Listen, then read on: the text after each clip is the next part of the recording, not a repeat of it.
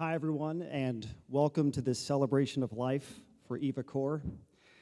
And we'd also like to thank as well the pianist who played for us today, Mr. Jerry Morgan. Thank you for being here.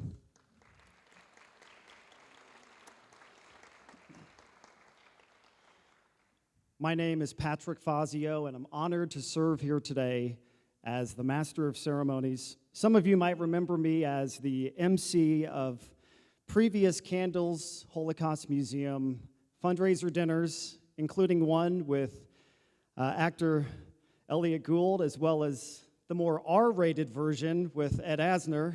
And if you were at that one, you remember just how much Ed cracked up Eva and how much fun they have. We won't repeat some of the stories from that night, but if you were there, you remember just how much fun that was as well. So nowadays, I'm a reporter and news anchor at the NBC station in Chicago, but I first got to know Eva. I met her when I worked at a TV station here in Terre Haute, WTWO, and I got to know her reporting on different stories over the years, and she invited me to come on trips with her to Israel and Poland to help tell her story. And during those trips, I really felt a bond with her, and so much so that she later asked me to be her honorary grandson. And I said, of course, as long as you put me in the will. But no, just kidding, of course. You guys, the Corrs don't have to call their attorneys. Nothing happened with the will. But I really did feel a special bond with her, and I was happy to become her honorary grandson, because Eva reminded me so much of my maternal grandmother, Grandma Dee, and just their positive attitude, their passion for life, and their sense of humor especially. Unfortunately, my Grandma Dee couldn't make it over here today, but I'm grateful that my mother, Connie, and my Aunt Kim are here today, representing our family. They traveled over here today to Terre Haute, so I appreciate them being here, because we all adored Eva. A lot of my relatives were able to come over here to Terre Haute and meet Eva, and we really felt a special connection with her, because my grandfather, Grandpa Paul, served and fought in World War II and helped liberate Europe from the Nazis. Unfortunately, he never got a chance to meet Eva, but I know that he would have liked her as much as we do. So today, we're going to remember Eva's work, her life lessons, her sense of humor as well, some of our favorite memories of her. And at the end of the program, we'll use those glow sticks that you received as you came in today. So just please wait to activate those until we tell you to do so at the end. But for now, we're going to begin with a prayer by C.A.N.D.L.E.S Holocaust Museum board member, Mr. Miles Abernathy.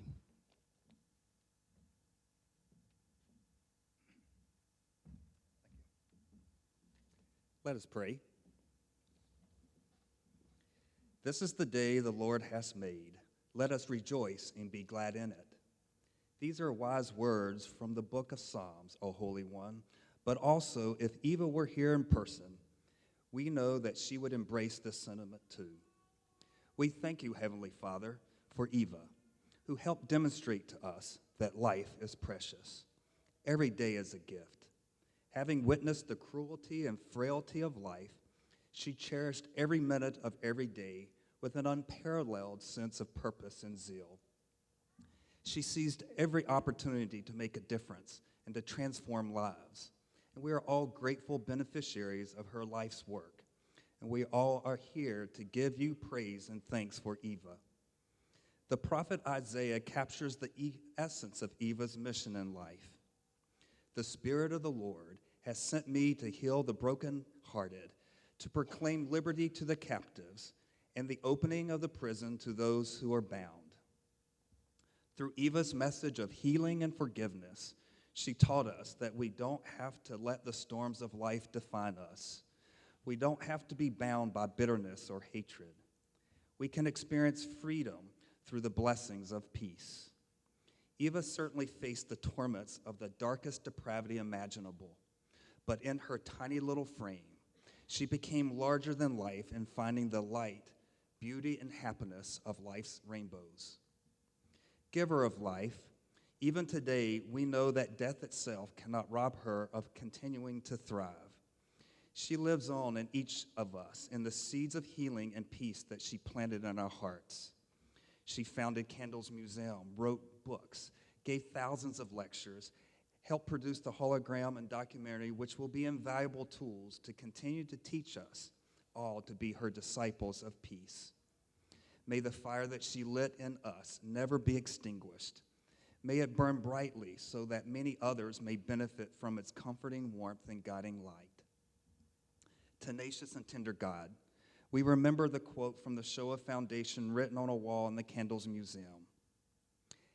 As you become deeper in the human story, there is so much one can learn, not only about suffering, but about resilience and tenacity and resistance and hope and family and community. Because Eva let us enter deeper into her human story, we learn more about our collective human story and have become a stronger community. We thank you, O God, that part of this community is here this afternoon to pay tribute to honor, and to continue the message of hope. In your holy name we pray, amen.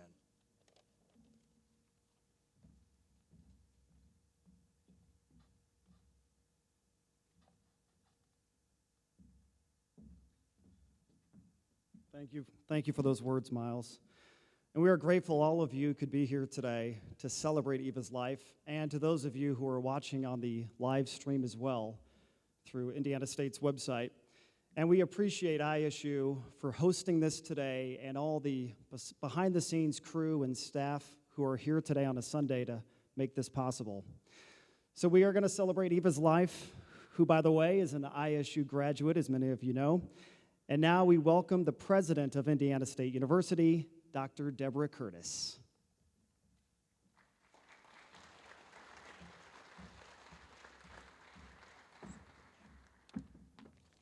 When I got up this morning, I sat outside for a little while on this beautiful campus quad.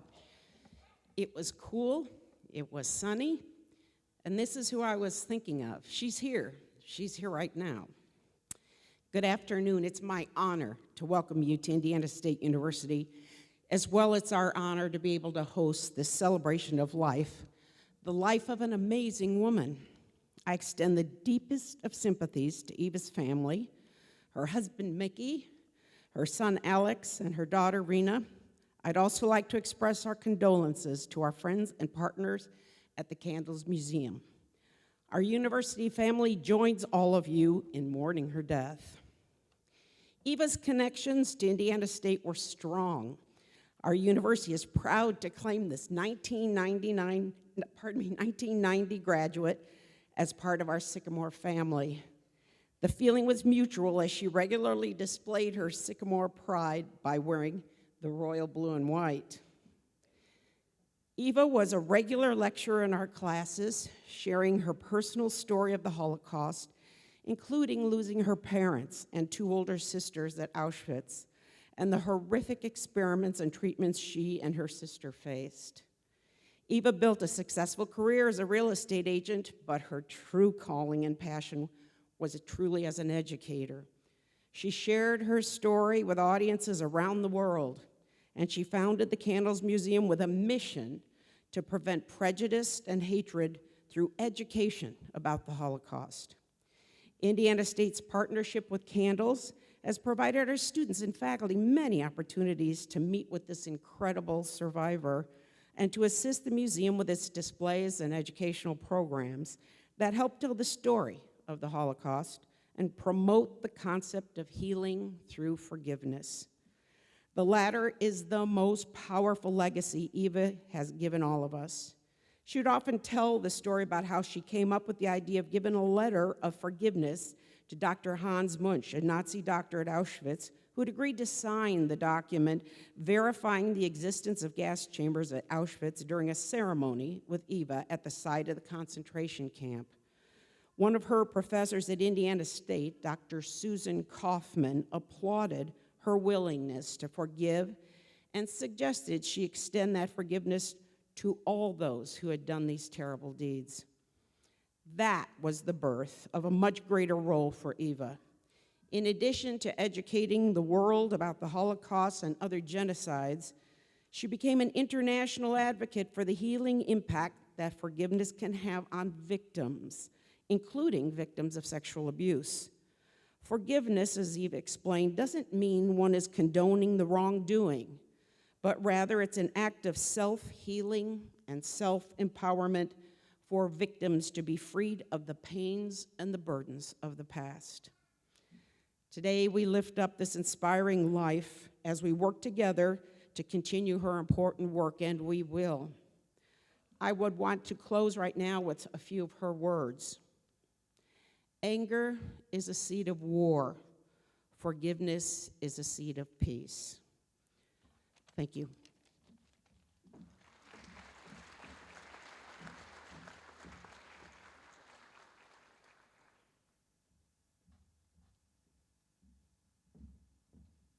All right, thank you, Dr. Curtis. And you know, there's a statue in front of the basketball arena here, Holman Center, of NBA legend Larry Bird, as you all know here. And ISU's basketball court is named after the man voted the best coach in all of sports of all time, John Wooden. That was a plug for you, Mickey, since John Wooden played at Purdue, by the way. But between Larry Bird and John Wooden, you could argue that Eva Kor, who also has connections here to ISU, made just as much of an impact as they did on the world, if not more so. So I bet someday we'll see a permanent tribute to Eva here on campus as well.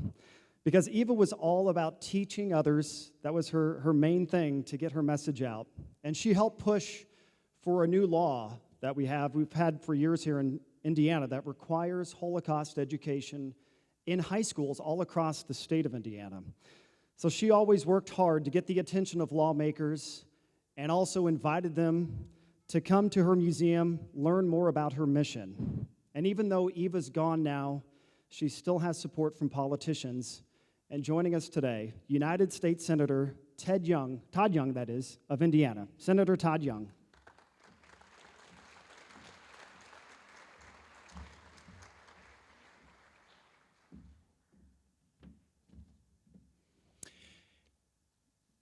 Eva once said, as you see before you, I want my time on this earth to count for something. And it did, which is what brings us all here today. I have to say, as I come before you today, I can't help but feel wholly unqualified to speak about such a remarkable person as Eva Kor. I met with Eva 2 years ago in August 2017 when I visited the C.A.N.D.L.E.S Holocaust Museum.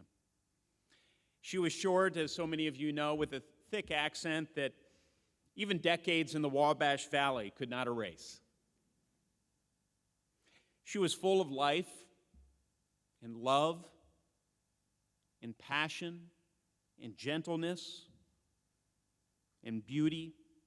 But most of all, what I took away was a passion for sharing her story.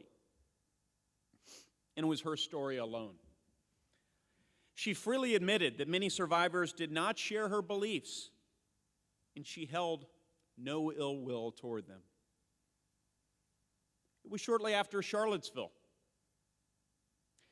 She had only one message about that day.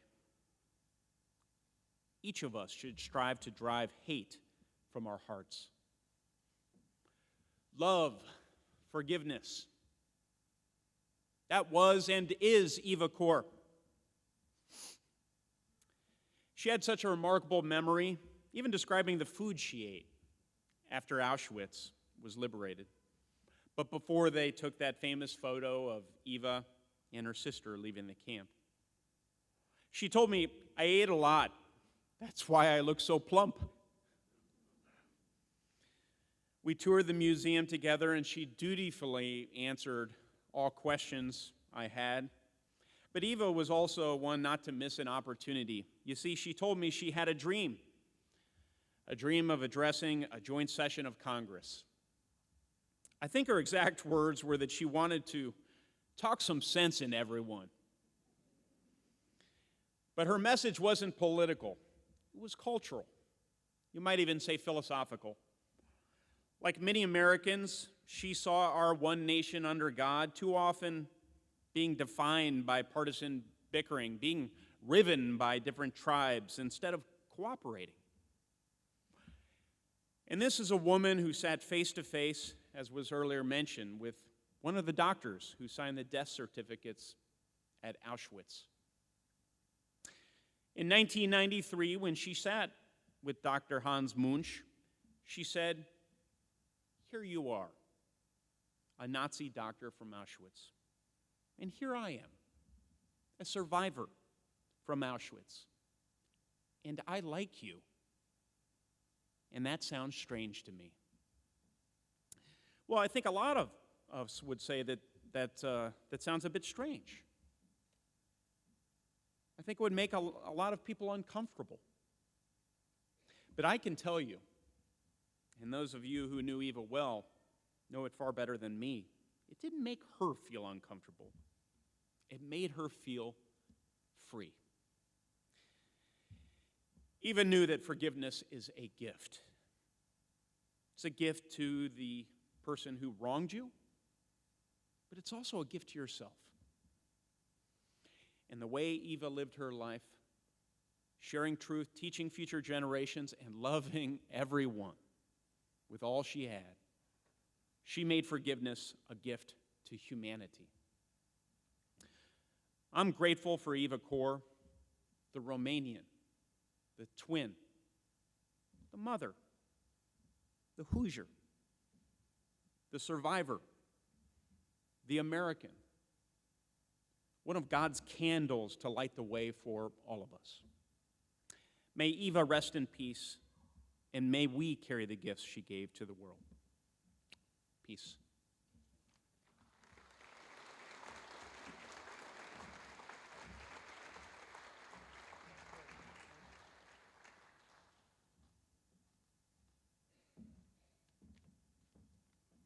Thank you very much, Senator.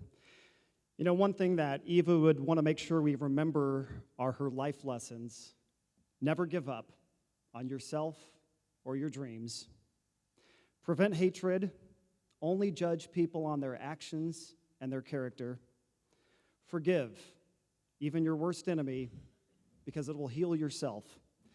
And be the change you want to see in the world. And fortunately, Eva's message will live on for future generations who will get to interact with her through her holograms that are developed by Steven Spielberg's Shoah Foundation at the University of Southern California. And joining us now is the executive director of the Shoah Foundation, Dr. Stephen D. Smith.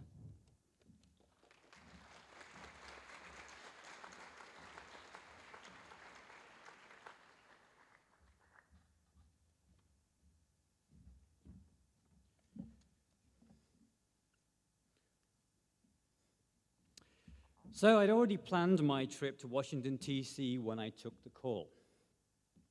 As the director of the USC Shoah Foundation, if a survivor wants to speak to me, I always try to make it my business to return the call as soon as possible. Only this time, I had absolutely no idea what I was in for. I hear you're making holograms. Well, not exactly. We have a project called Dimensions in Testimony where we do hope to make interactive conversations so that future generations can continue to converse with survivors. Well, whatever it is, I want to do it. But Eva, Dimensions in Testimony is very experimental and very, very expensive. I can't promise. I want to meet you. I need to discuss my participation. Well, I'd love to meet you too sometime soon, but I'm traveling for a while. Where are you going? Well, New York and Washington, D.C. Washington, D.C.? Well, I'm going there for the U.S. Holocaust Museum's dinner. Oh, me too. A few days later, I arrived at my hotel in D.C., and sure enough, the bright blue suit was awaiting me in the lobby. At that point, I thought she was just a sweet lady wearing a colorful outfit for the occasion. I had no idea I was confronting the Eva Kor in all her electrifying blue. Hello? Sorry. There she is. The Eva I came to know understood very well that in a crowded marketplace you have to stand out, particularly if you're 4'10", and stand out she does. Like most people, I was intrigued by the decision that she had taken to forgive the Nazis for their horrific crimes. The Eva I came to know practiced forgiveness, but she never forgave those crimes. But I get ahead of myself. Our journey took a number of twists and turns. Some might have described them as ups and downs, a series of minor and sometimes major confrontations, all designed as learning experiences for me. Usually, in Hollywood, the producers of a project get to audition the talent. In Eva's case, of course, it was exactly the other way around. She came to LA to see what we were all about. She toured the Shoah Foundation's high-tech studio to see how we made the interviews. I'm going to get this right in a minute, I promise. Here we go. While at the Shoah Foundation, she stopped at the donor board and pointed out to Kielmaevsky that he should write down every name on the board and ask them to support candles too. Then there was the photo incident. It was the 70th anniversary of the liberation of Auschwitz-Birkenau death camp. USC Shoah Foundation and the World Jewish Congress were working together to bring 100 survivors from across the world to the commemoration. Of course, Eva was the only survivor leading her own delegation from Candles 2. During the commemoration events, we had a powerful and moving event in Krakow in which we included a photograph of Eva with 3 other survivors of the famous children's Auschwitz liberation picture. That evening, Steven Spielberg and others spoke of the need to counter anti-Semitism in an increasingly hateful world. Then came the group photo. Yes, somehow we had to organize 100 octogenarians into a single photograph, and it was my job to make sure it happened. 99 of them were already in place when Eva showed up. She looked at me and said, "So where am I sitting?" I told her she was just on time to stand at a perfect spot on the end. She did not move. She was standing right in front of the cameras, blocking the view to 99 Holocaust survivors plus Steven Spielberg. I'm not standing on the end. Get me a chair.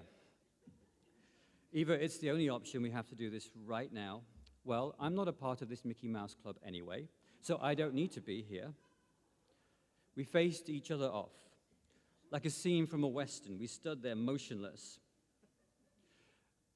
The Eva I came to know is the Eva that eventually comes round. This photo would never have been complete without her standing on the end. Back in Los Angeles for her interview, I noticed that she did not spend much time shopping in Beverly Hills, but instead headed straight to Watts, California, to meet a class of children. She noted the barbed wire around the school playground. I was behind the barbed wire too when I was growing up, and I turned out all right, she told them. They loved the fact that she treated them like people, not kids, although of course she could not resist chiding them for wearing ripped jeans and hoodies to school. Back at the Shoah Foundation, not knowing this detail of her dress sense, yes,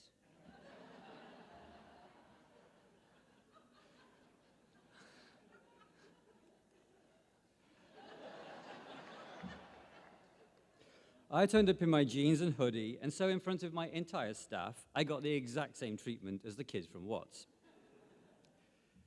When considering interviewing Eva for Dimensions in Testimony, I had been warned, yes, warned, that Eva was controversial. How could someone who talks about forgiveness be controversial, I wondered? Anyway, I was excited to be interviewing her. This was not any old interview. We were going to ask her 1,000 questions over 5 days, 5 hours every day in a studio with 113 cameras and 6,000 LED lights.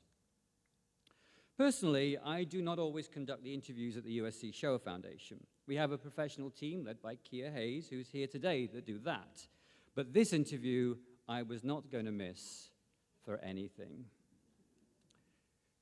True to form, Eva went about the USC Shoah Foundation in a typically unique fashion. For example, she had techniques for looking beautiful.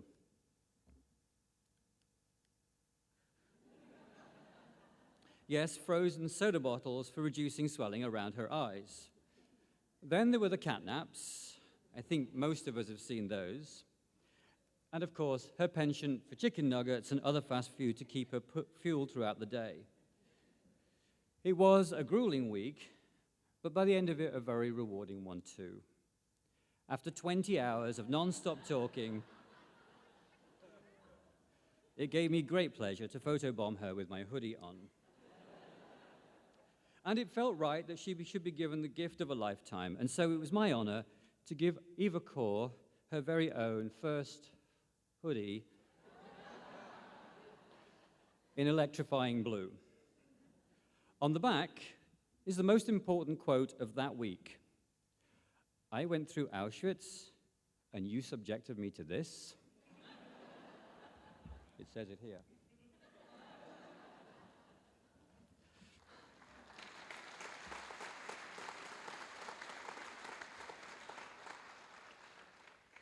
Of course, when the final interview was complete, she was not wearing her hoodie. She was wearing her beautifully poised and wonderful electrifying blue.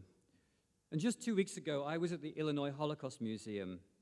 The visitors there had no idea that she had recently passed away, and they sat in the holographic theater talking with her. She was teaching, giving insights into her life, just as if she was there. It reminded me of the many hours that we'd spent together. As a theologian, I had been particularly keen to learn more about her philosophy, because a philosopher she was. Questions like, do you think that justice was done, Eva? Justice is a very fickle word. I don't think justice really exists. People use that word as an ultimate goal, as if dispensing justice, the poor victim will live happily ever after. If all of these wonderful, educated, smart people understood one simple fact, that if they paid as much attention to healing the victims, they would be way, way ahead. But how can you forgive something so evil? I believe with every ounce of my being that I deserve to be free. I deserve to be happy. I have danced on the selection platform at Auschwitz, and people ask me, why did you dance on the selection platform? I said, this is the place where they took my joy away, so this is the place where I'm going to take that joy back, to reclaim my own life. It seems to me like you might be condoning the Nazis. On the contrary, I always denounced the actions of the Nazis. Their acts were as horrible as human beings can imagine, but personally, I don't believe they got away with it. I don't think that they lived happy lives after all they had stopped, after killing had stopped. Their children and grandchildren, their great-grandchildren too, carry the burden. So she hadn't forgiven the crimes of the Nazis. Amnesty, personal freedom, practicing forgiveness are very different things. Question after question, hour after hour, this was no ordinary exchange. I realized that she had been completely misread and misrepresented. Even over the last few weeks, I have been surprised that since her death, scholars have been mulling over the virtues of her actions, some questioning whether she made the right choices, some saying she did not. It made me wonder, why did they wait for her death to ask questions in her absence? Could they not have asked her in her lifetime? Boy, did I get to ask some questions. I knew it was going to be the interview of a lifetime. I knew that she would say things completely differently to anything I'd ever heard, and I knew that whatever she said I would treasure for future generations. It's not about whether she was right or wrong. It's about the fact that she is her own person and made her own decisions based on her own inclinations and values. It's about the fact she did not conform, but responded to her unique experience in her own unique way. That's what made her the Eva I came to know. A woman who confronted her past with all its pain with resilience and strength. A woman who would not back down for the sake of expediency, but followed her heart. A woman who knew darkness, but pursued light. A woman who, in spite of all the signs around us, believed in who we are. The Eva I came to know was bloody-minded, stubborn, single-purposed, determined. She was funny, she was sharp, she was witty. She did not rush into her decisions, but once she committed, she stuck to her principles until her dying day. And on that final day of her 31,200 days, she was at Auschwitz-Birkenau doing what she loved, teaching the next generation, telling her story, empowering them with wisdom, warning the world. as we all know there, quite by coincidence, was the choir from Los Angeles. As the young men from the City of Angels, oops, have I done that again? Sorry. Oh, I think I've lost my slides. Oh, well. As the young men from the City of Angels grouped around her at that very place where she had fought off the angel of death, she received a blessing that would carry her throughout her final day as they sang, Yivarecha Adonai, V'yishmerecha, Ya'er Adonai panav elecha v'chenecha. Yisa Adonai panav elecha, v'yaseim lecha shalom. The Lord bless you and keep you. The Lord make his face to shine upon you and be gracious to you. The Lord lift up his face to you and give you peace. During my last conversation with Eva, we were planning things together. She'd agreed to co-author a chapter for me on a book on forgiveness. We were both planning to be at the 75th commemoration of the liberation of Auschwitz in January 2020. She wanted me to speak at the event. She wanted to speak herself at the event and asked me to pass on her intended speech to the Auschwitz Museum. And so her last email to me was on June the 19th, in which she enclosed her speech. There is so much more I could say about this remarkable person, the Eva I came to know and love. But the final words should go to her and what she had planned to say on the 27th of January, 2020. Dear friends, 75 years ago, 4 days before my 11th birthday, my sister Miriam and I sought shelter inside the barracks at Auschwitz I. My memory of that day is very vivid. We woke up on that morning and all the terrible sounds of war are eerily silent. A woman suddenly came into the barrack yelling loudly, "We are free, we are free." As children, we thought that she had given way to madness after all of this time. Miriam, my twin sister, had talked about the idea before, freedom. We wondered, could that be this? Could this be the day that we would be free? But what did that even mean? Free. Along with many others, we went outside to see what was happening. There were many people, but one group attracted our attention because they were wearing white camouflage coats and they did not look like Nazis, so that had to be good. It was the Soviet army there to liberate us. We went up to them and they gave us cookies, chocolates, and hugs, everything a child could dream about at that moment. That's when I realized that Miriam and I were free and alive, that we had survived. We desperately wanted to go home to find our family, but age 10, so we certainly did not know how to accomplish that great feat by ourselves. It was only because of our fellow survivor, Miss Rosalia Chengari, who knew my mother pre-war, that we ever arrived home safely. These are only a few of my memories. It is these memories that are the source of my strength and motivations for my actions. I am here today to declare that these vivid memories, that we still have much work to do nevertheless. Much of the world around us is in turmoil with hate crimes and anti-Semitic violence at a level not seen since World War II. It is in part due to the current world situation that my active responsibility to share my memories in an effort to educate the world with the hope that this education will keep another Auschwitz from happening. That feels more urgent than ever. There is nothing I can do to change my past, but I can change my future and hopefully that of others. Saying never again is not enough. We must act with definite purpose and a common goal for the sake of ourselves and others. It is up to us to actively teach the world today, especially our youth. That's why respect and common decency for everyone, regardless of race, religion, or any other differences, is so important. And until we use that education to begin to heal our own wounds on the most basic level and allow ourselves, the former prisoners, to be free of the pain of our tragic pasts, we will never be truly free. It is my opinion that by being free of the pain, survivors ensure their eternal peace and fortify their abilities to reach out and educate others with their memories. In my life, I have met with survivors and perpetrators, as well as their children and grandchildren, a new generation of hundreds of German-born children who all share something: guilt. For some, this guilt was because of the memories of their own actions. For others, this guilt is because of the knowledge and memories of the actions of individuals who they do not know. Nothing positive has developed in them because of this guilt, but yet the human interactions with generations of Germans long removed from the Holocaust have been, for me, incredibly powerful and positive. And so I leave you with this question. How do we use our memories today to change the course of events for future generations living long past our own mortality? We all have the power within us which we can use to answer this question for the betterment of humanity. My power from within is forgiveness. As a way to heal and empower myself, I suggest that we all have the power to forgive those who have wronged us, not for the benefit of them, but the benefit of all of us. Finally, to live free in a way that allows us to share our memory without living the unbearable and agonizing pain of our pasts with every spoken word or shared memory.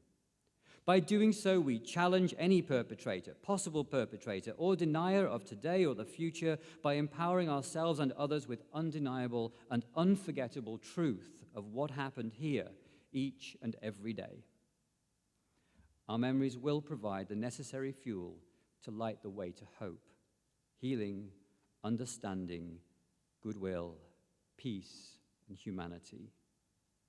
Like our vivid memories, the horrible crimes against us and millions of others can never be washed away or forgotten. But how we deal with these memories is our choice. So let there be a new beginning, which includes hope for mankind. And let it begin with us. May her memory always be a blessing.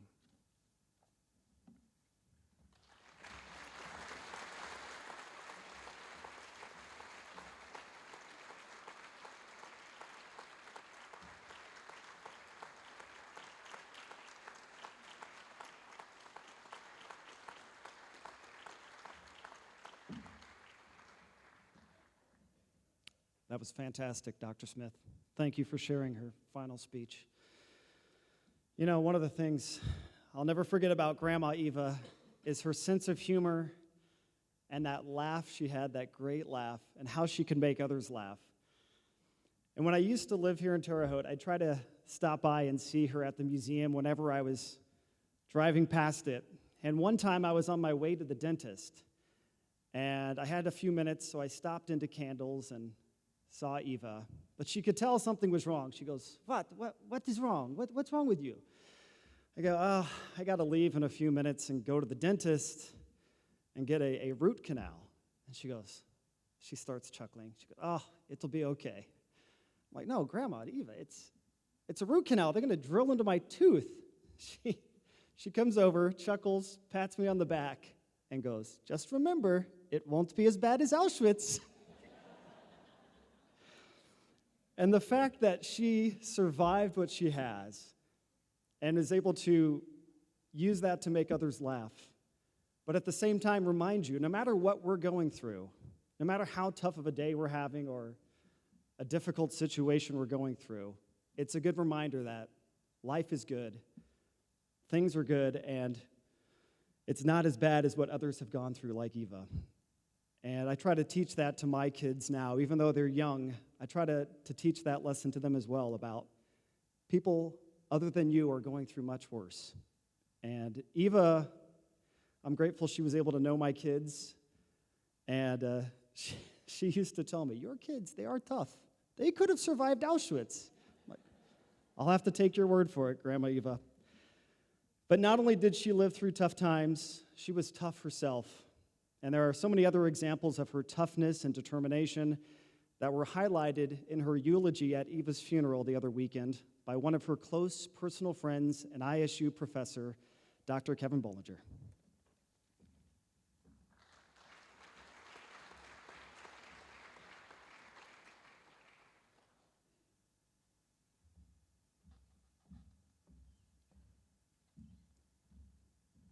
Stephen told me he had visuals. I knew I was going to be in trouble following him. So. When I was asked to deliver this eulogy on Eva's behalf, I was immediately struck with the need to talk about all that she has accomplished and the thousands of lives that she has impacted with her advocacy for forgiveness, her promotion of peace, her encouragement of tolerance, though this was a word she disdained. This is the lasting footprint she left upon the world. This is what she did. This is not who she was. As she takes her place among the great souls that have walked this earth, I looked for someone to compare her to, so that you might know the Eva that I came to know. My first thought was Mother Teresa, with all of her care and concern for the downtrodden and forgotten. And I've heard many such comparisons made of her in recent years because of the great hope and healing that she offered so many. But Eva Kor was no Mother Teresa. It strikes me she was much more like another great person also molded by the Second World War. When Eva was a child, living happily in Transylvania, and the odious apparatus of the Nazi regime was sweeping through Europe, as France fell and England was left alone to face this menace, Winston Churchill delivered these words to bolster the courage of his beleaguered island nation. "We shall go on to the end. We shall fight on the beaches. We shall fight on the landing grounds. We shall fight in the fields and in the street. We shall fight in the hills. We shall never surrender." This was the Eva Kor that I knew. An advocate for peace, yes, but a staunch fighter who never surrendered. More Winston Churchill than Mother Teresa. Not the saint, but the bulldog. I like to begin my classes with a quotation or aphorism to frame the subject at hand. I'd like to do so here. A contemporary of Eva, American writer Mignon McLaughlin, said this: "Every society celebrates its live conformists and its dead troublemakers. I'm here today to celebrate the life of one quite exceptional, grade A, world-class troublemaker."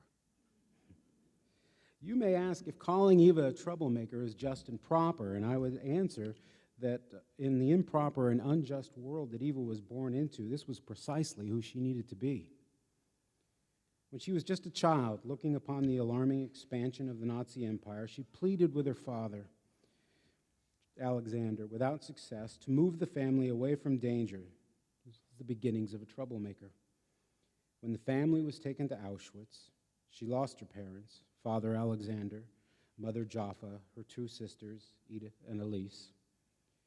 She and her twin Miriam were taken to be processed by the Nazis for medical experiments. When in turn she was to be tattooed, she bit the Nazi holding her down. Troublemaker. Later in the camp, in order to nourish her failing sister, Eva attempted to organize some potatoes. That was her camp language for stealing.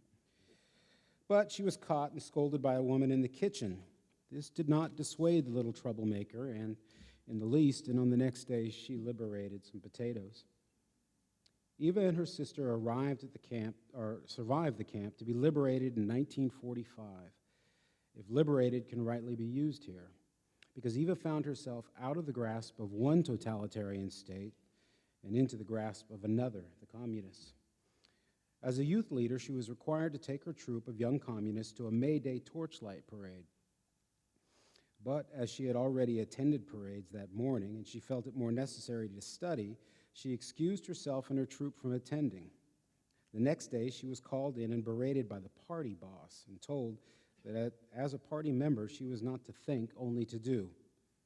It takes a troublemaker to respond to this imposing figure with the reply, "Then I don't want to be in your party." After this event, her Aunt Irina, who she was living with in communist Romania, asked Eva why she would need to be such a troublemaker. And in retrospect, I think we can all be thankful that she was.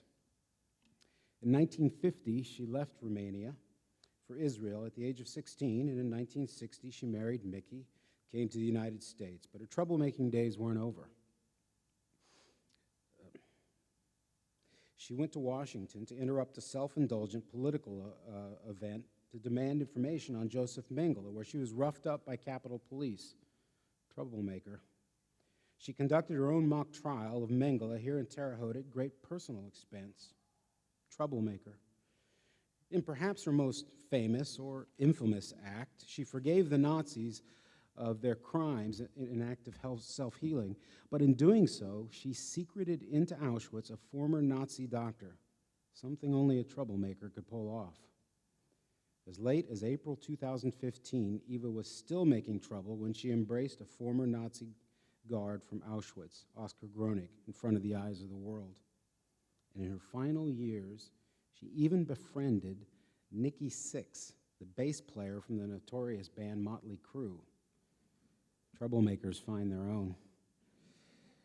This was the Eva that I knew. The Eva who was fearless in her convictions, unafraid of the criticisms of others, and her relentless pursuit of trouble. Trouble certainly found Eva. She didn't need to seek it out. But it found its match in this fierce, determined, resolute, and relentless Eva. Her steadfast journey is over now. She can rest in the arms of her family, though I'm sure wherever she is, she's still making trouble. I'd like to end with a quotation from one of my favorite personages, celebrated educator Horace Mann. Be ashamed to die until you have won some victory for humanity. Eva has won her victory. And we may not win the victories of an Eva Corps, but in some small ways, we can perhaps share in her victories. Yes, by forgiving others. Yes, by sowing the seeds of peace and calling out injustice and prejudice. But if you truly want to memorialize Eva, go make some trouble.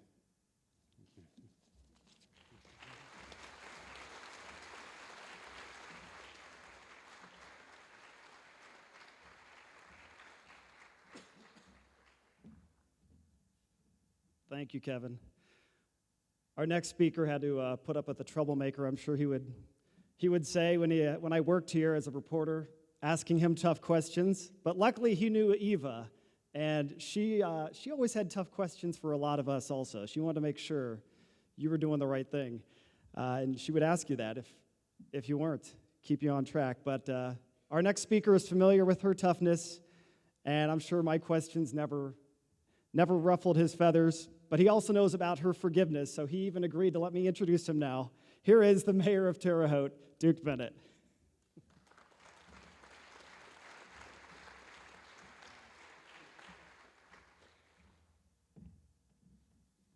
Good afternoon, everyone. I guess first I'd just like to, on behalf of Pam and my family and the entire city of Terre Haute, to convey our condolences for the loss of Eva. Every time I look at her picture, I just think lots of stuff, but I just think we've lost a bright light, and it's just really touching for me personally, and many people in the community have spoke to me about her, and just want to convey that we're going to miss her a lot. I first met Eva when I bought my first house. I didn't know much about buying a house. Called the number on the sign. It was Eva at Williams & Associates, and so she said, come to the office, and I'll meet with you, and we'll get this done. She came walking down those stairs there, if you guys know, in the old building they used to have, and she hollered down there, and she said, "Are you Duke Bennett?" I said, "Yeah." She goes, "Conference room." And I thought, she must be having a bad day or something. I didn't know her, And sat down there, and she started telling me how this was going to play out. And I'm just like, okay, this is good. And she guided me through that, and I thought, wow, she's got it going on. She was in charge of that situation. She educated me about buying a house, and we got it done. And I never forgot that. Over the years that I would interact with her, just in a variety of capacities. But then when I ran for mayor that first time, she called one day, and she just said, "I'm going to support you for mayor." And I thought, okay, it just kind of caught me off guard. We weren't that close. But I thought, this is pretty cool. I was taking anything I could get at that point in time.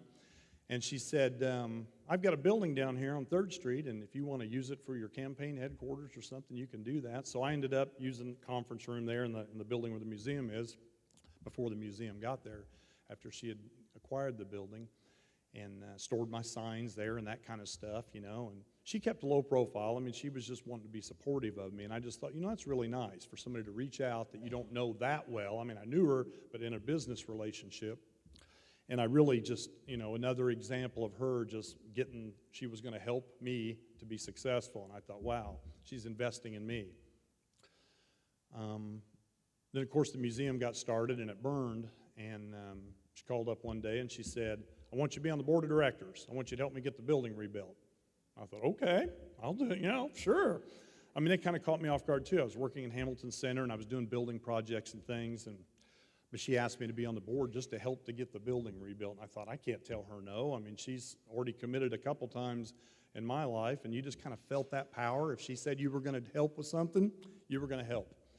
And another rewarding experience, it really was, and got that building built and dealt with the architects, and just, you guys know how that is with Eva. She knew what she wanted, and we had to help make sure that vision came true. And we're really excited when we got the museum opened again, and I really felt a part of that, and really loved that. Then, over time, she'd just call the office every once in a while and say, okay, Mayor, I need you to do something. So, we'd do it, take care of it. And she was a pretty regular caller, or she'd stop by. She'd just kind of pop in and say, I need something. Well, then one day she called and left a message and said, have the mayor call me back. So I called her and said, what's up, Eva? What do you need? She goes, you're going to Poland with me. And I thought, okay, when are we going? I was just kind of playing along with her. I thought she was joking. She says, I want you to go to Auschwitz with us. And I'm like, wow, that's another great offer here that you just can't say no to. And so, I made that work and got over there, and, what a life-changing experience. For those of you who have gone, I'm sure you would say the same thing. I had no idea. I mean, I knew what I'd read and what I'd heard. We get there, and one evening, she comes up to me and she said, okay, tomorrow you're going with me. And I thought, okay, where are we going? She said, we're going to go see a guy. And I said, okay, what do I do? What's this about? I mean, I'm there at her beck and call. And she said, 8:30 in the morning after you eat breakfast, meet me in the lobby and we're going to go. So I don't remember who went. I'm not sure if Beth went. I can't remember. Somebody else went. It was just me and her and another person. Alex, were you on that one? I couldn't remember. It's kind of a blur. And she was telling her message of forgiveness to another survivor that really wasn't wanting to hear that message. That's kind of what it was all about. She was telling him that this is where she was going with this stuff. And I'm just sitting there listening and taking it in. I'm not really sure why. She just wanted me to be there, I guess. And I thought, man, how can she forgive these people? I mean, I was struggling with that myself. That was when she was really kicking all that off. And I thought, man, that's just another example of her being an unbelievable person. And we left there, and she never said anything more about it. Then we're there one day, and it was so cold. I mean, I was frozen. And they told us when we got there that day, it was below zero. We're touring the facility. And they said, you can go get on the bus. If you get cold, the bus will be out here. It'll be warmed up. Just go warm up. After a while, I'm like, I can't take it anymore. I'm freezing. My toes were cold. I couldn't feel them. And I went and sat down on the bus, and I looked out the window, and Eva's still out there with everybody else that wasn't on the bus. And I thought, what am I doing on the bus? Eva's out there still conducting tours with the rest of the group, and put myself in her shoes at that time when she was in that camp to think, I don't think the Nazis cared much about whether she was warm or not. And so I immediately got up. It just hit me like, I'm not supposed to be here. I need to be out there. And I did that, and I just thought, and just continued to listen to her tell the stories. It was just amazing.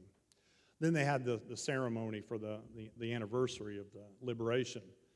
And so I'm standing there at the fence, I'm looking up there, and there's Benjamin Netanyahu, and the president of Poland, and the Secretary of State of the United States, and the ambassador to the United States, and all these other dignitaries, and she's sitting right up there with them. They're all just sitting there together. And I thought, man, I didn't understand the impact of this. She's sitting with all these world leaders, and part of this ceremony. And it was just like, all of a sudden, it really hit me that she is from Terre Haute, Indiana, and she's sitting up here with all these big dogs and just acting like, we're going to get this done today, and we're going to celebrate this. And it was just like, that was really the defining moment for me of how much of an impact she had across the world. Just a great woman. I can't tell you how still today what her message impacts me. Every time I hear people call my office and complain about their neighbor, or somebody have not talking to their husband anymore. People fight, and they get arrested, and they call them, you get the drill and all this stuff. And I'm thinking, every time I think of somebody saying, I'm never talking to that person again, I hate them, I think of Eva and just a message of forgiveness, because nobody will ever go through what she went through, obviously, other than those that experience that. But life is way too short, and there's too many bad feelings about people. Maybe you have been wronged by somebody or something else, but every time I hear those things, I think of Eva, every single time. That if she can forgive those that did what they did to her, our stuff's pretty small, and we need to overcome that. And the world we live in today is just pretty crazy. And so there's lots of opportunities to have a message of forgiveness, and remember that life is very short, and the legacy that Eva will leave is something that will impact me till I go to my grave. But we've got to continue to make sure the message continues to get out there. You know, her vision was to build a complex here, build the Auschwitz model here in Terre Haute. And I know that dream is still alive out there. And she wanted me to help with that. I said, you just let me know what we need to do. She said, we're going to go raise some money. We're going to make this happen. And I hadn't heard from her for a few years about that. And when I heard that she had passed, I just thought, you know, we still have work to do. And so that would have been my challenge to all of you, is find a way to make a difference. Don't let people or things happen that make your life miserable, that you're fretting about things or hating someone. The message of forgiveness is so powerful. And Eva's probably the only one in my life that's been able to communicate that in a way that's had an impact on me. And I hope to be different because of that as the rest of my life, and be able to communicate that to my family and my friends, because she was a special person. And we really are going to miss her. And I'm just thankful that we crossed paths. That's really all I can say as we do this memorial today. We were all so fortunate, and so let's keep her dream alive, and let's make sure that we continue to get that message out there of forgiveness and find a way to make an impact remembering her. Thank you. God bless.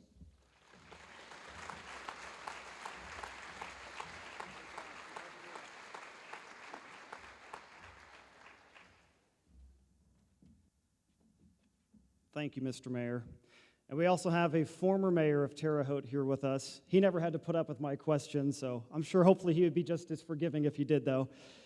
But please welcome now a former C.A.N.D.L.E.S board member as well as a close personal friend, former mayor of Terre Haute, Mr. Jim Jenkins.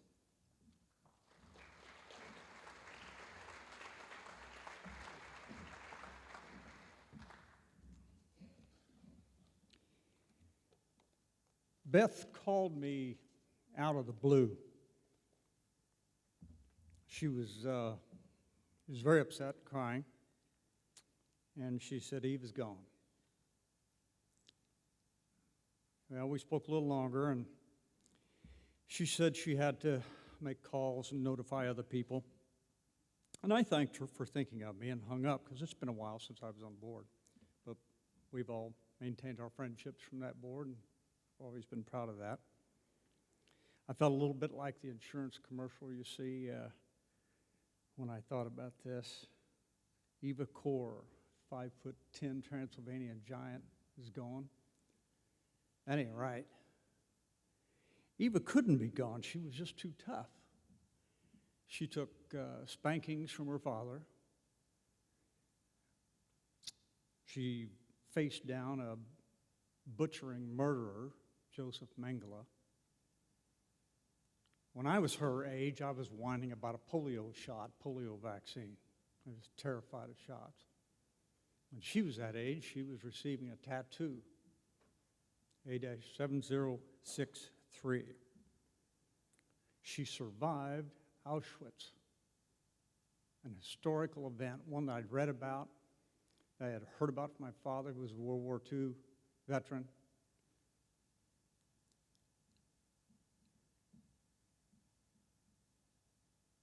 She told the Communist Party that she wasn't going to party with them. She joined the Israeli army. I hope you saw that picture. She was a very attractive military member. She married. She moved to the U.S. She had children. She sold real estate to the mayor. God knows who else. She started a museum. And then she turned right around and built it again when it was burned down. she just couldn't be gone. I never imagined that she would be gone. In 2005, she gave me a copy of her book, Echoes from Auschwitz, and she says, to Jim Jenkins, with many thanks for helping us do our work to prevent hatred and prejudice.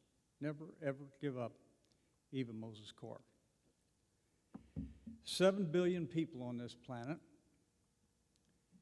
wars everywhere you look, genocide continuing to this day, and this 5-foot giant is going to prevent all hatred and prejudice. Now that's an agenda. She still had things to do. She asked me to join the board way back when, but it wasn't your normal board. Before we ever had AOC, we had AOE, Acolytes of Eva. We didn't really meet, we didn't really so much as meet and plan, and as we gathered and we gathered and listened to her plan, and we got our marching orders. One time we had an idea for a presentation of the exhibits.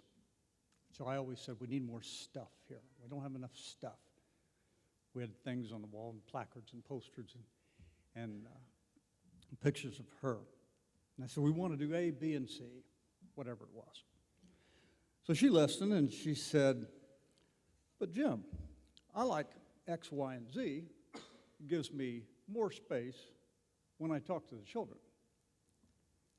So it was X, Y, and Z. We were broke. We weren't destitute, but it was a little tough.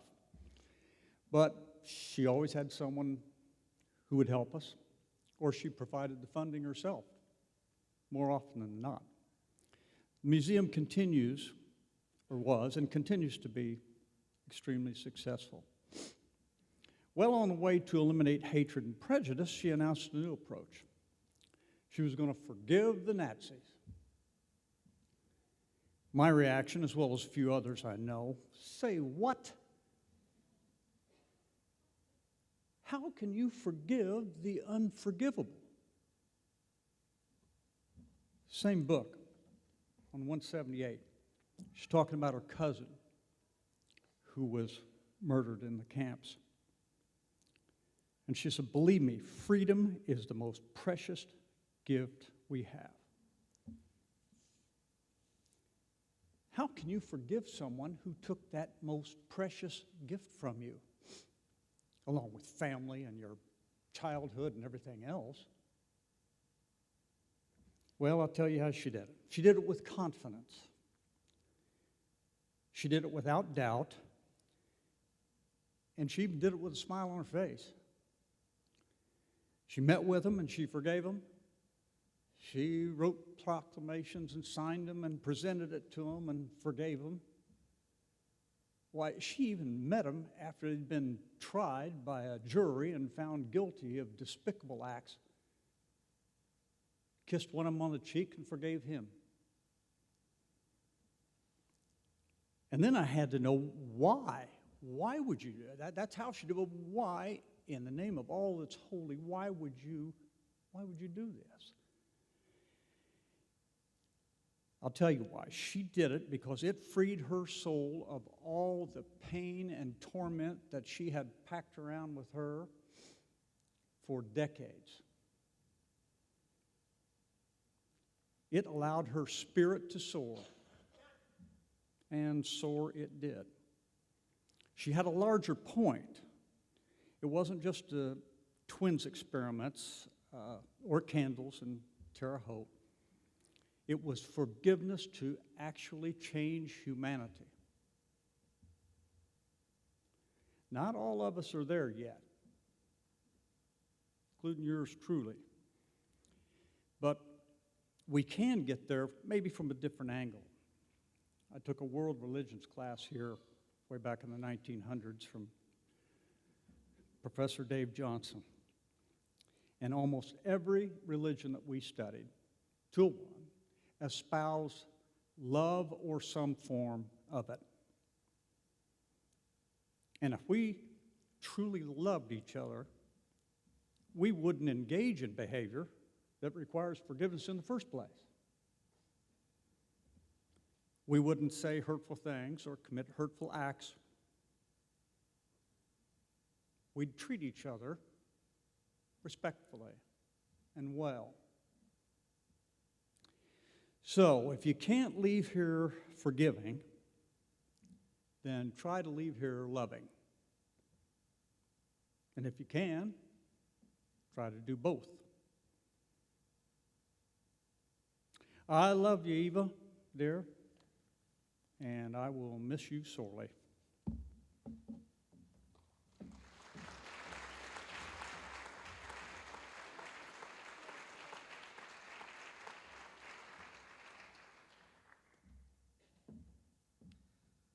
Great message. Thank you.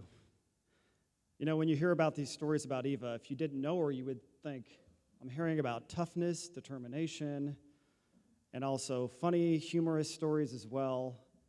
Almost like it could be two different people, but the thing I learned about Eva is that she is very serious about her mission, but doesn't always take herself very seriously.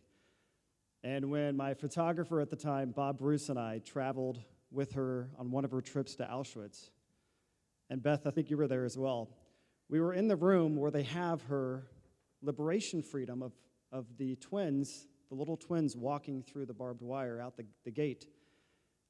And Eva would just like to have fun and go stand right next to the wall and just smile and kind of pose right next to her picture as a young girl and just kind of be like Vanna White right next to it. And all these people, these tourists would walk by like, what is this lady doing? And finally, she kept having fun with it. Finally, a tour guide came along and said, wow, look who we have here. We have one of the survivors of Auschwitz, and introduced Eva. And it was amazing to see how people were just drawn to her and they wanted to hear her story. And it's just one of the things I learned as I got to know Eva. And I was also fortunate enough to be on the C.A.N.D.L.E.S Holocaust board as well. And joining us now is also a fellow former C.A.N.D.L.E.S board member who served with me and a close personal friend of Eva. Please welcome Dr. Kathy Baker.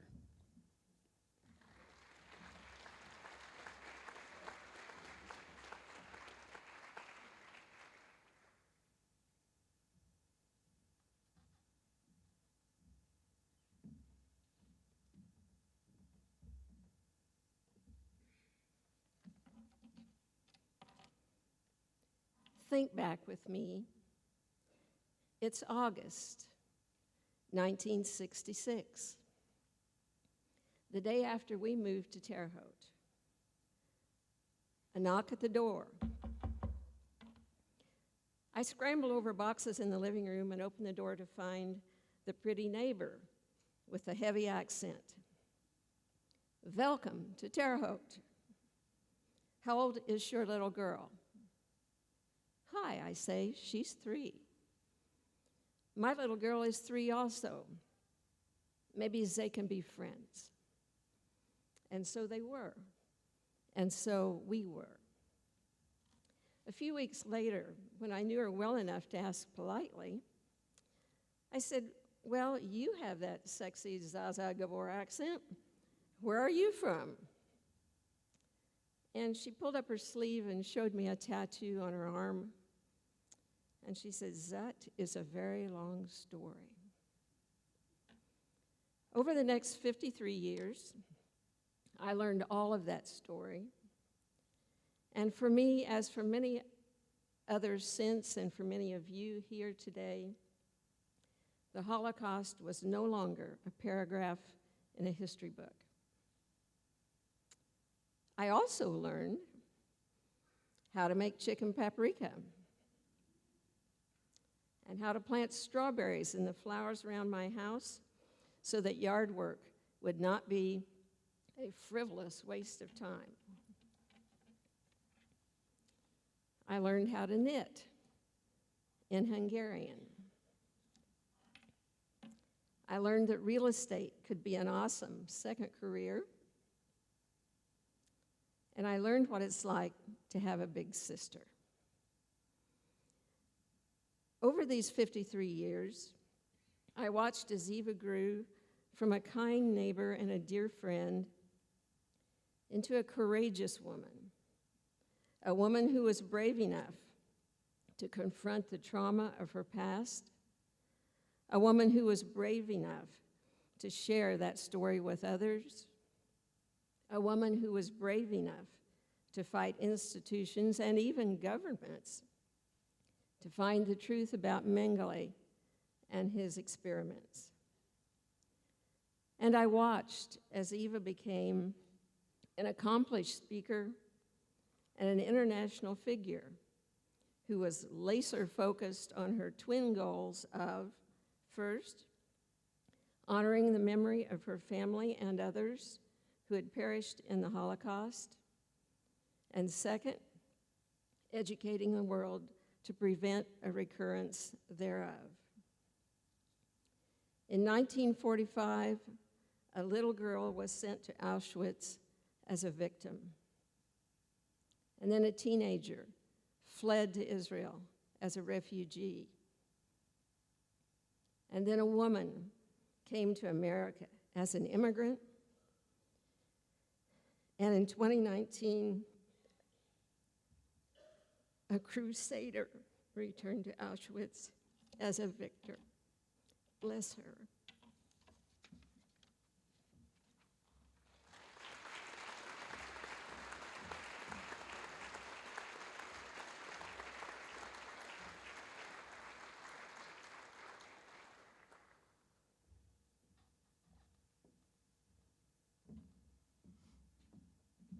Thank you, Kathy. You know, Eva's story has gone around the world. It's been told on CNN, PBS, and has reached so many people. And my photographer, Bob Bruce, and I, we were fortunate enough, the stories that we told of Eva ended up winning some awards. And I felt strongly that I wanted Eva to have those, and we gave those, the Emmy and Murrow Awards, to her. And she said, "Are you sure?" I said, "Yes, these are about you and your stories." And I felt that they should be in her museum because, not that it needs any more, but any additional credibility to C.A.N.D.L.E.S Holocaust Museum, the Holocaust in general, because we still have Holocaust deniers to this day as we continue to lose Holocaust survivors. So it's important, the mission of C.A.N.D.L.E.S, what they do, to highlight how millions of Jews were killed during the Holocaust. But unlike other museums, it also focuses on the other millions who were also killed as well, the non-Jews. And that's an important part of history that if you don't know about, you need to read up on or go to C.A.N.D.L.E.S and find out more. Because C.A.N.D.L.E.S is the only Holocaust museum in the state of Indiana and the only one in the world dedicated to the Mengele twins. And it's important that its mission and hard work continues and carries on in Eva's memory. And joining us now is the executive director of the museum, Mrs. Leah Simpson.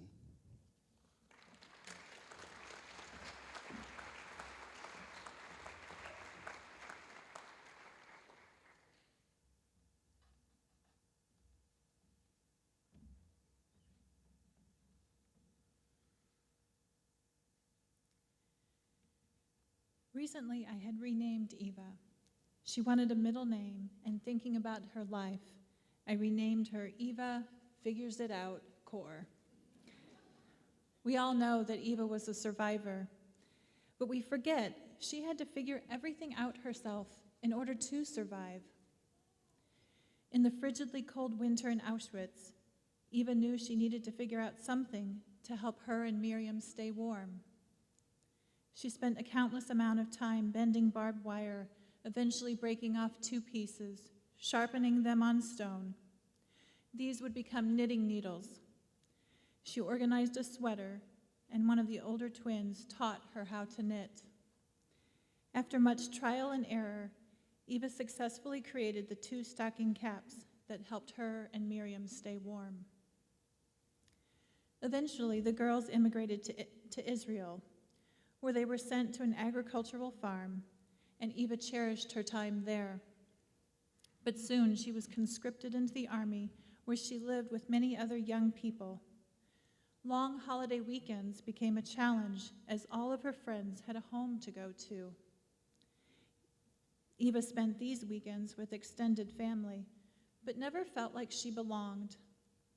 She figured out a way to feel a part of this family by scrubbing the floors and washing the dishes in order to earn her keep.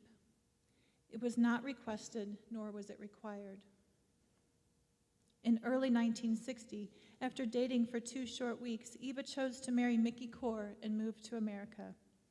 Eva spoke mostly Hebrew, while Mickey spoke mostly English.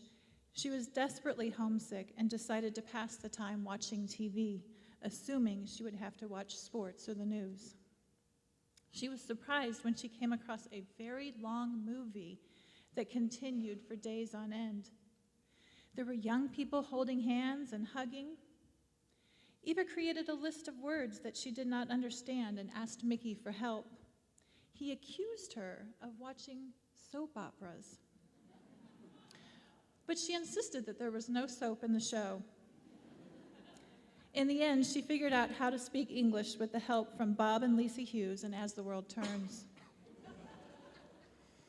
In the late 60s, Eva had just earned her American citizenship and wanted to do something that would help the community.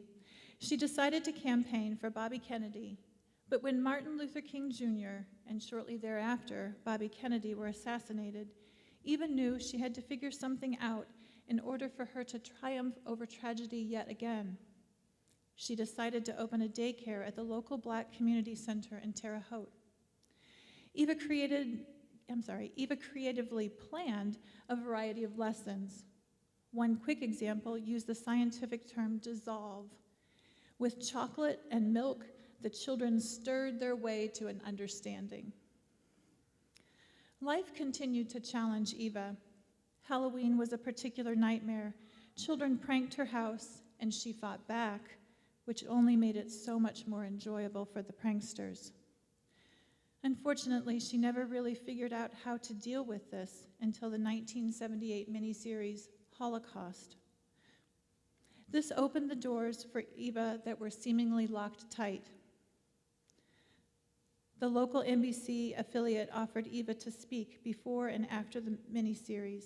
Finally, Hoshians began to understand and connect with Eva. Local schools asked her to come. For the first time, she was able to tell her story, and in time, the pranksters stopped and even came back and apologized. Eventually, Miriam became sick, and Eva needed answers. Eva read everything and asked many questions related to Dr. Mengele and the experiments, but found nothing to help her beloved twin sister. In 1984, Eva formed the C.A.N.D.L.E.S organization and named herself president. She figured out that this would give her the authority needed to find other twins and hopefully the information needed. Using the established organization's name, she placed an advertisement in an Israeli newspaper. Within 1 week, over 80 responses flooded in from other Mengele twins. Regrettably, these twins and the collected information was not enough. In 1993, Miriam died from complications related to the experiments at Auschwitz.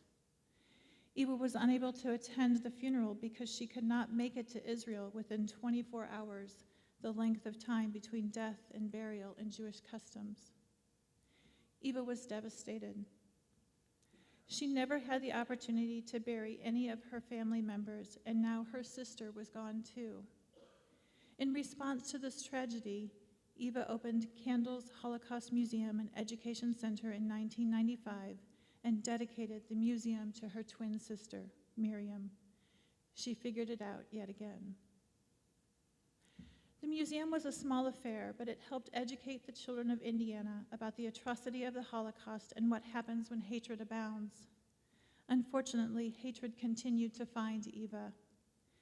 In 2003, her museum was firebombed. It was considered a hate crime. But on top of this tragedy, Eva found out that the co-owner of the building had not been paying half of the mortgage. Sitting on her front step with her head in her hands, Eva had another difficult decision to make. She knew deep in her heart that she could not let hate win, so she figured out a new plan. Taking out the largest loan of her life, she vowed to rebuild. Today, the museum stands proud of all of Eva's accomplishments, and because of those accomplishments, the museum has grown even more. It became a place for people to learn, reflect upon their lives, and to figure out how to connect with and care for neighbors all around the world. So thank you, Eva Figures It Out Core, for sharing your life with the world and for giving each of us a mission. Now we must ask ourselves how we will plant the seeds of peace, who we will forgive in order to set ourselves free, how we will use our talents and abilities to make the world a better place. So to all of you, I challenge you in Eva's name to figure it out.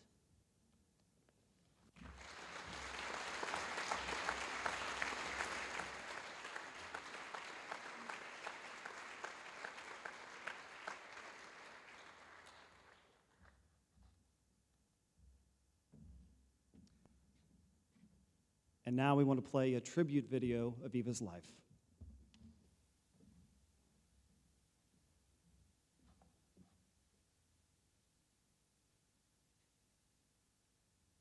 Eva is the model of, you think you have it hard. Let me tell you a little story. Eva Moses Core, survivor, teacher, global inspiration, a Hoosier example for the world to follow. We are free! We are To have come as far as she has come, to have reached the stature that she has reached, is an extraordinary achievement. Born in 1934 into an idyllic farming life in Romania, eating some juicy cherries, looking at the sky. Eva saw that life shatter when the Nazis occupied her village. Soon the Moses family, the only Jews in town, were carted off to Auschwitz, the deadliest of Nazi death camps. What Eva went through there at 10 years old is still hard to imagine. There was everything in the world was done to me that would have killed me. And here I am alive.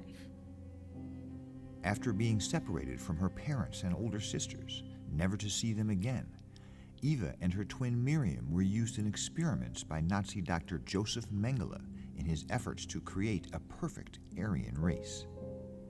Took lots of blood from here and lots of injections into here. 3,000 twins were experimented on in the Holocaust. Eva and Miriam were among only 200 who survived. Eva's self-liberation, however, was a long time coming. She eventually married and in 1960 moved to Terre Haute. There, Eva suffered tremendously, isolated by her confusion and rage about what had happened to her. And most of my battles were alone. Nobody understood it. Her anger was equaled by fierce determination. Single-handedly, Eva introduced the Mengele twins to the world, and she initiated the biggest manhunt in history. The worldwide search for this war criminal was given new impetus today by those who were his victims. Her ability to keep hearkening back from her little perch in Terre Haute, Indiana, was what woke up the world. Eva's biggest accomplishment came from within. I, Eva Moses Core, hereby give amnesty to all Nazis who In 1995, on the 50th anniversary of the Auschwitz liberation, Eva Moses Core returned to the camp to announce that she had forgiven the Nazis. Enough is enough. I am healed inside. Since then, even amid debate over her decision, a one-time prisoner and long-time outcast flowered. Through her Candles Museum in Terre Haute, Eva dedicated her life to combating genocide, to spreading inclusiveness, to healing the wounded. and to planting seeds of self-empowerment and hope in a new generation. She does not want you to leave the museum crying. She wants you to leave the museum smiling and empowered and ready to make a change in this world. In her final years, Eva was followed and honored as never before. The Grand Marshal of the 61st IPL 500 Festival Parade, please welcome Eva Core. She received Indiana's highest designation. It is my deep honor to present my first Sachem Award to Eva Moses Core. And a new documentary and education program are taking her example and messages around the nation and beyond. She has more momentum now than she's had at any other time in her life. And so many times we are hearing people say, my gosh, that woman is incredible. And you can change the world. Did you know that? I want to be like her. I'm not an ordinary kid. I can change the world. I can do something special. Eva Moses Core, life force, teacher, inspiration. A woman who stood as the perfect example of the power a single person has to make the world better. I don't know if the world will really remember me or not, but if I could help improve this troubled world, that's good enough for me.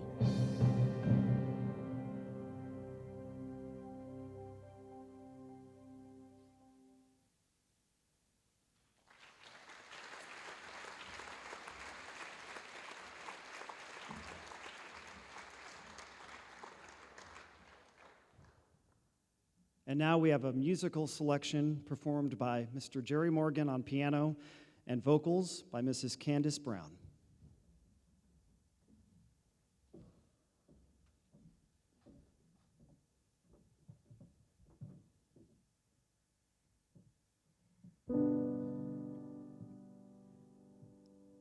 To dream the impossible dream, to fight the unbeatable foe, to bear with unbearable sorrow, to run where the brave dare not go, to right the unrightable wrong, to love pure and chaste from afar, to try when your arms are too weary, to reach the unreachable star. This is my quest, to follow the star, no matter how hopeless, no matter how far, to fight for the right without question or pause, to be willing to march into hell for a heavenly cause. And I know if I'll only be true to this glorious quest, that my heart will lay peaceful and calm when I'm laid to my rest. This is my quest, to follow the star, no matter how hopeless, no matter how far, to fight for the right without question or pause, to be willing to march into hell for a heavenly cause. And I know if I'll only be true to this glorious quest, that my heart will lay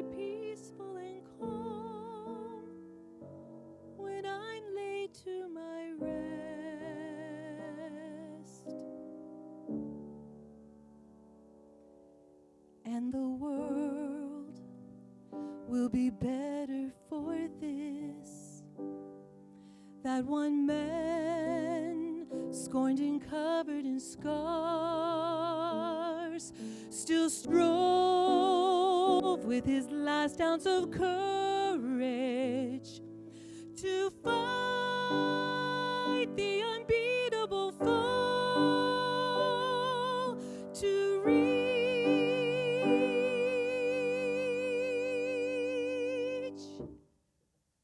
the unreachable star.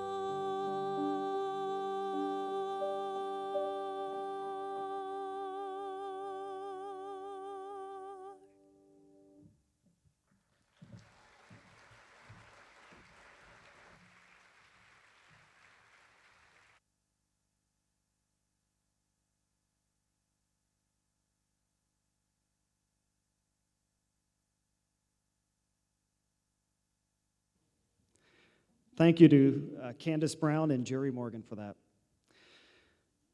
In a minute, we're going to have one of Eva's close personal friends come up here to read a poem, Beth Naren, but many of you know her as Bess because of Eva's accent. And she's going to read the poem, and I said, well, what stories are you going to tell about Eva? She goes, no, I'm just going to read the poem. Why don't you tell a story for me? And I said, well, what should I tell? And she said, well, how about a funny one? So she asked me to tell about this time, well, years ago, while she was driving Eva to a lecture. And all of a sudden, a police car comes up behind them and pulls them over.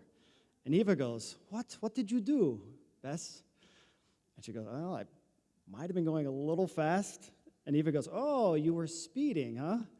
So the police officer comes up to the window and asks, why were you driving so fast? And Beth said, well, I was kind of distracted by Eva's stories.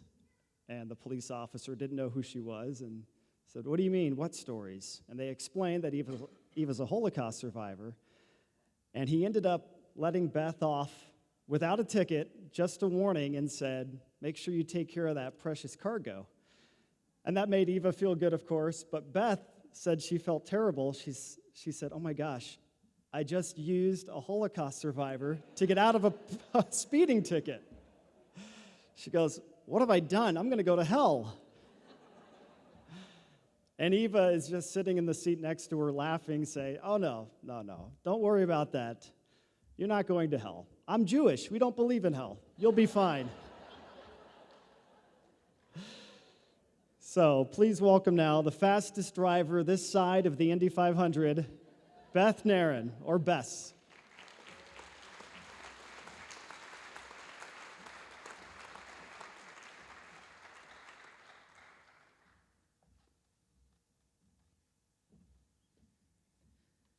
I wanted to share with you something that the Rabbi Sandy Sasso shared with us at Eva's services, and it's an adaptation of a poem by Marge Piercy, and it's called For Strong Women.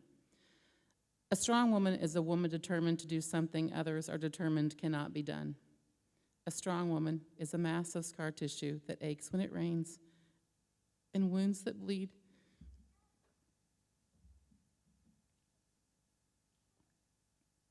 When you bump them,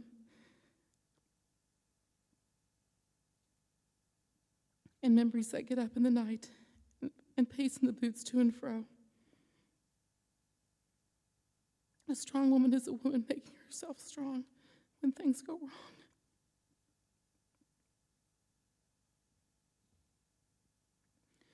A strong woman is a woman who loves strongly and weeps strongly, and is strongly terrified and has strong needs. A strong woman is strong in words, in action, and in feeling. What comforts her is others loving her equally for the strength and the weakness from which it issues, like lightning from a cloud. Things disappear, but her strength remains flowing through us. Strong is what she made us, and strong is what, because of her, we make each other.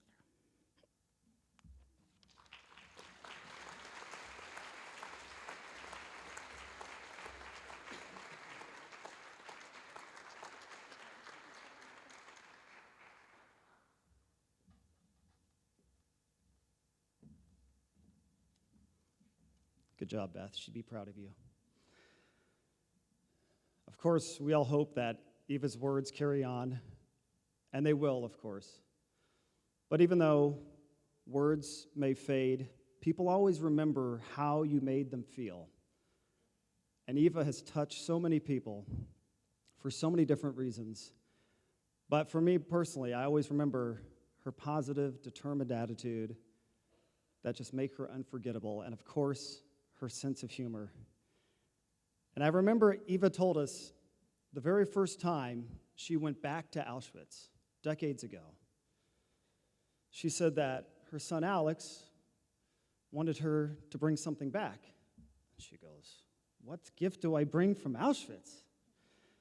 And so she said she thought about it and said, "Well, I'm going to print him up a t-shirt that says, 'My mother survived the Holocaust, and all I got was this lousy t-shirt.'" I don't know if she ever ended up making that t-shirt or not. We'll have to have Alex tell us. But I do want to say to the Core family, thank you so much for sharing Eva, sharing her with us. She's made such an impact on all of our lives. Here is her son, Dr. Alex Core.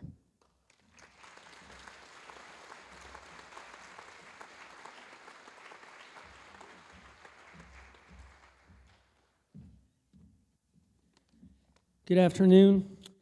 I'm really touched by the outpouring of sympathy and the turnout. My mom would have been thrilled. I was in Krakow in early July, and I was there when she died, and we were hanging out in the room a couple days before, and I was working on my computer, and she said, "How come you're always working? You should have fun. You should find a wife."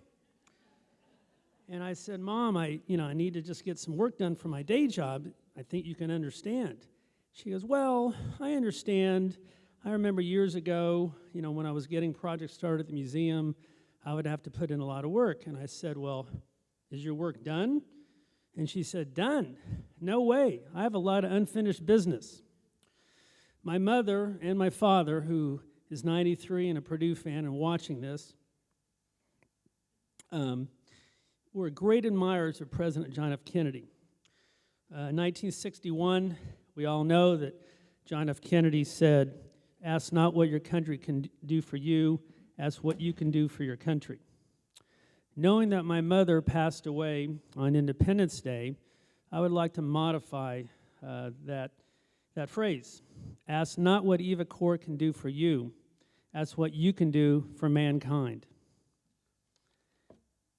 As a son of Eva Core, I feel this incredible obligation and responsibility to continue my mom's work.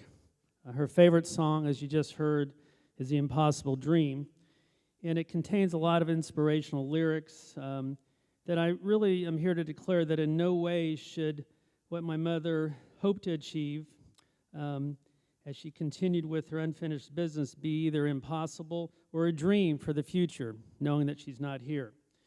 I intend for my mother's life lessons, passion for life, her sense of humor, and her love for her fellow man to last forever.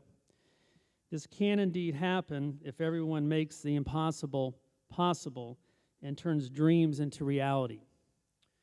31 days ago, I not only lost my mother, I lost my best friend, my mentor, my confidant.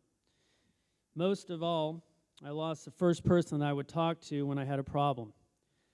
We all lost a champion of forgiveness, a controversial but dynamic leader, a person who was educating the world through her experiences by using relatable life lessons.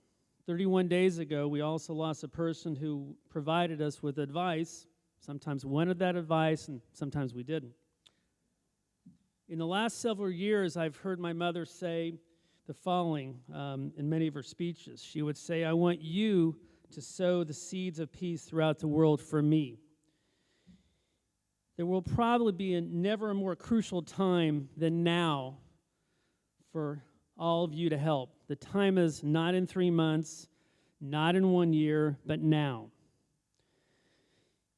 If we consider a sports analogy which my father would like, I think of my mother as the best player on a football team, perhaps like Peyton Manning with the Indianapolis Colts. Unfortunately, when Peyton Manning hurt his neck in 2011, the Colts won only 2 games with a backup quarterback. In order to achieve the same success, the Manning-less Colt teammates needed to play harder and work more as a team. They did not. With my mom no longer as a quarterback of our team, we cannot afford the same outcome. We cannot afford to win only 2 games next year and the year after. We need to go to the Super Bowl every year. We all need everyone to rally around my mother's legacy in an effort to keep her memory alive forever, and always being mindful of her passion for the C.A.N.D.L.E.S Holocaust Museum and Holocaust education throughout the world.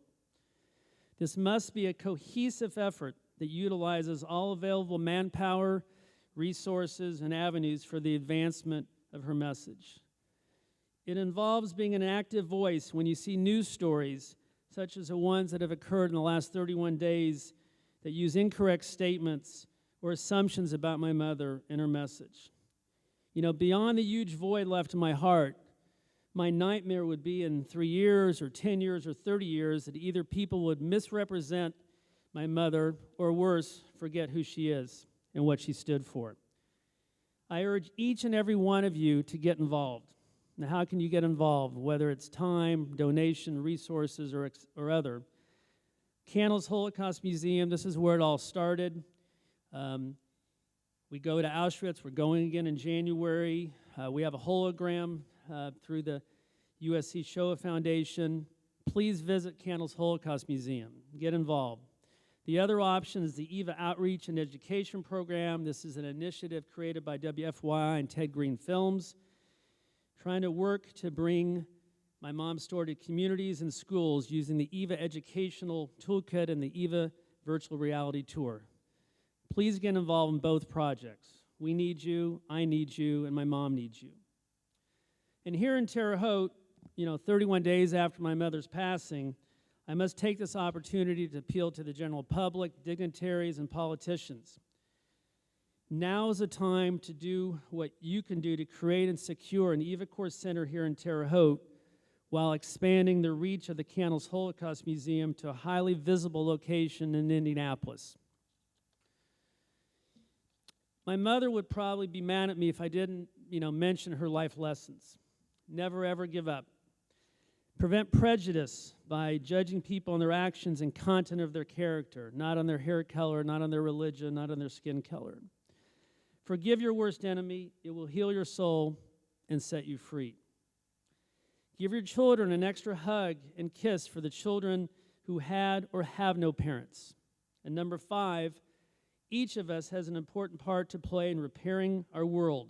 May Tikkun Olam, which means repair the world in Hebrew, begin with me and hopefully you. My mother had this uncanny ability, as you saw in this short video, to relate to children. And over the years, I would hear her say the following to kind of motivate kids so that they understood that each one of them mattered. If one person throws a pebble in a lake, you have a small ripple. If 2 people throw pebbles in a lake, you have 2 ripples. If 50 people throw pebbles in a lake, you have a small wave. This is the effort that we need to extend my mother's legacy. In the film, Eva A-7063, as has been mentioned, she says, "I want my time on this earth to count for something." As I look around this room, I hope that all of you want to leave your mark in the world. But I really must challenge you now. Do you feel the same obligation as I do? Dr. Eric Steenlodge, an orthopedic surgeon and close friend of my mom from Atlanta, wrote me the other day the following: "What will become of Eva's message? There is this gnawing fear in the Holocaust and human rights community of what will happen while all survivors are gone, as my mom is now. The impact of a witness can never be truly replicated, holograms notwithstanding. Nonetheless, those of us that knew her or knew of her, those that she left behind, have been left with an obligation to carry on the work she has started. Not because she would want us to, although this is most certainly true, but primarily because her message is still desperately needed in a very flawed world which still needs to hear it, a world which does not seem to learn from past mistakes. Obviously, in the last 31 days, my mind has been filled with many thoughts, concerns, and hopes. 2 weeks ago, I accepted an award from my mom, the Indiana Living Legend Award, and I actually met Peyton Manning, one of the other honorees. Strangely enough, I had a dream last night. And I hear somebody saying, "Omaha, Omaha." It was my mother calling from the press box in heaven. She was calling an audible. To score its touchdown, my mom is calling a gadget play that involves me throwing a pass to everyone in this room. In other words, people, please throw thousands of pebbles in that lake so that all of us can create ripples of hope, healing, and humanity in order to complete my mom's unfinished business, and you will take the first step in completing your obligation. As my mother would say at most of her speeches, her conclusion, congratulations, you have survived my lecture. Thank you.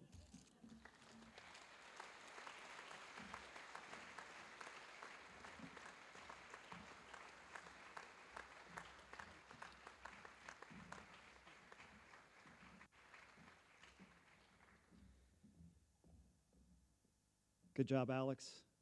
As Eva told us when I was on her tour group of Auschwitz, she told us, go out in the world and do good work.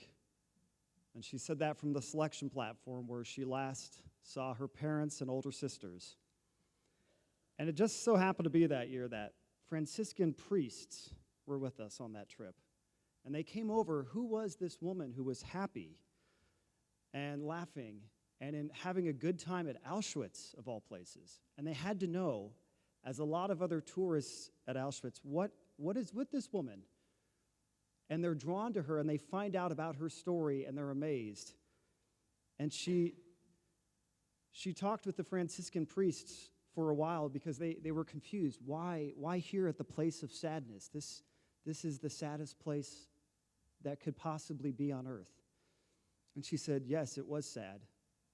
But we defeated them, and even though we lost so many millions here and throughout the Holocaust, she said, those people we lost would not want us to be sad. They would want us to be happy. And she said, go, brothers, go be happy. And she invited them to dance the hora, the Jewish dance of joy, as she always does on the selection platform. And she would want us to carry on her message and also remember, don't be sad. Be happy. And now for a final tribute to Eva from Mrs. Candace Brown.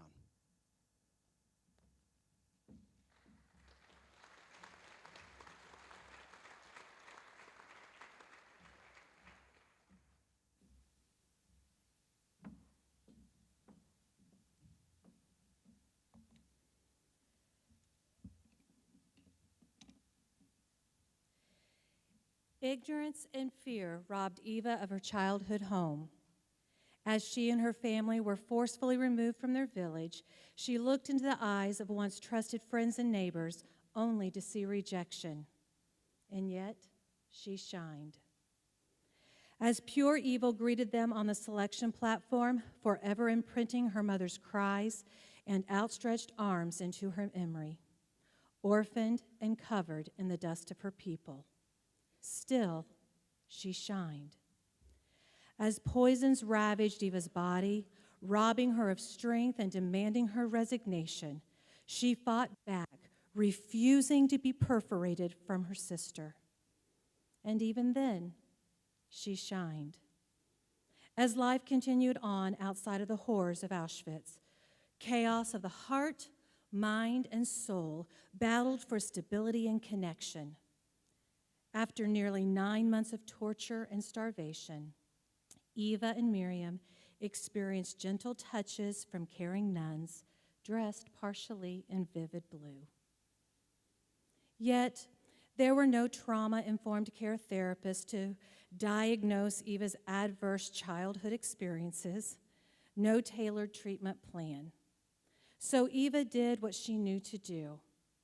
She fought harder, and she fought louder, and she fought through the darkness, reclaiming her light. And then the miracle, that is Eva Moses Core, it began to reveal itself. She invited us to join her on her journey of forgiveness. She embraced her brokenness and encouraged us to be vulnerable alongside her. She had little use for pomp and circumstance and ego volleying.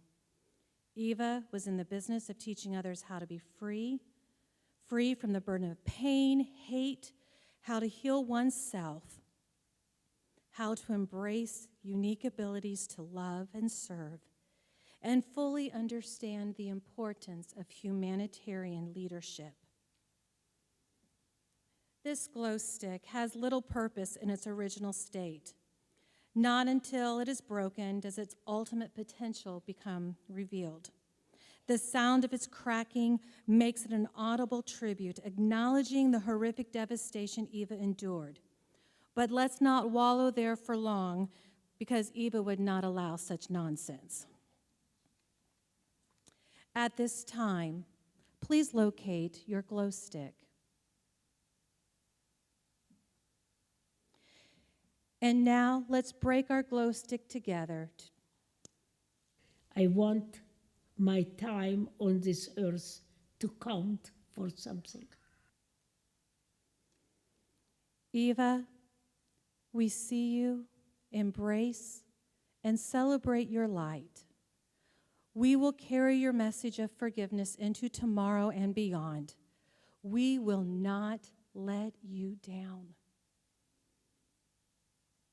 Rest well, dear Lady in Blue. Challenge accepted.